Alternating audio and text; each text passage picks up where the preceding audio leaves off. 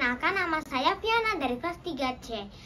Hari ini Fiona akan membacakan sebuah buku yang berjudul Kota Penuh Pesona. Selamat mendengarkan. Kota Penuh Pesona. Dahulu di sebuah hutan yang jauh, hidup seekor harimau bernama Bran. Bran adalah hewan terbesar dan terkuat di hutan itu. Bran juga merasa dirinya adalah yang paling tampan. Dan karena semua keunggulannya itu, Bran mengangkat dirinya sebagai raja hutan. Semua hewan lainnya harus melayaninya. Mereka harus memenuhi kebutuhannya. Dan mereka bahkan harus mengadakan upacara penghormatan untuknya setiap hari. Suatu hari, Bran mendengar kabar keberadaan sebuah kota yang jauh bernama Kota Penuh Pesona. Kota ini dikatakan adalah rumah dari semua hewan yang paling memesona di seluruh dunia. Aku harus berada di sana karena aku adalah hewan yang paling memesona.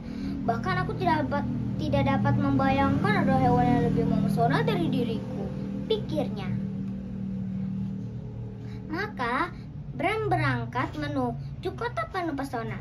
Kota itu jauh, tapi Bran tiba dengan segala kemegahannya. Tapi di gerbang kota, ia diberitahu bahwa ia hanya boleh masuk seorang diri. Oh, tentu saja, itu pasti karena kota ini hanya untuk hewan-hewan penuh pesona seperti diriku, tidak untuk pelayan-pelayanku yang rendah ini, katanya. Jadi ia menyuruh pelayan-pelayannya untuk pulang. Apakah kau siap untuk masuk? Tanya penjaga gerbang. Ya, kata Bran. Ia tidak sabar. Ia membayangkan kota penuh kemewahan.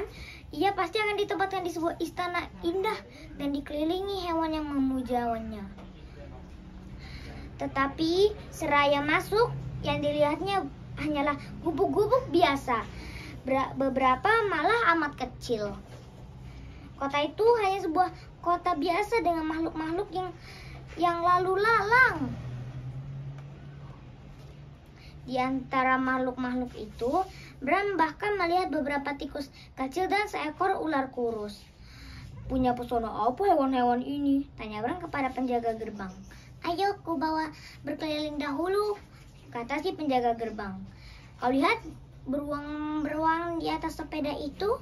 Ya, mereka seharusnya dari sirkus. Ha, kata Bran sambil tertawa. Tenaga mereka dipakai sebagai pembangkit tenaga listrik di seluruh dunia. Nama mereka, manusia tidak akan bisa menggunakan listrik, jelas si penjaga gerbang. Bran berhenti tertawa. Kau lihat laba-laba raksasa di sana? Tanya si penjaga gerbang. Ya, nah itu baru memang hewan yang memesona. Aku berani bertaruh, ia dapat memerang seekor anjing dengan jalannya dan membunuhnya, kata Bran. Kebalikannya, laba-laba itu tidak pernah menyakiti hewan lain. Tugasnya adalah menyelamatkan mereka.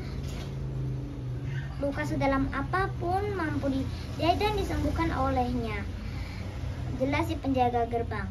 Oh, kata Bran. Bagaimana dengan tikus dan ular kurus yang kita lihat tadi? Tanya Bran. Tikus-tikus itu adalah yang tercepat di dunia. Setiap hari mereka berlari di hutan untuk membersihkan sampah yang ditinggalkan manusia, kata si penjaga gerbang. Dan ular kurus itu, biar ku tebak, ia adalah ular yang paling berbisa, tanya Bran. Kebalikannya, kata si penjaga gerbang. Ia adalah ular yang sangat istimewa. Alih-alih bisa, ia mengeluarkan penawar bisa untuk mengobati semua yang tergigit ular berbisa. Ia amat kurus karena harus mengeluarkan banyak penawar bisa setiap hari. Bran tiba-tiba menjadi diam. Apa yang dilihatnya di kota penuh pesona ini amat jauh dari yang dibayangkannya.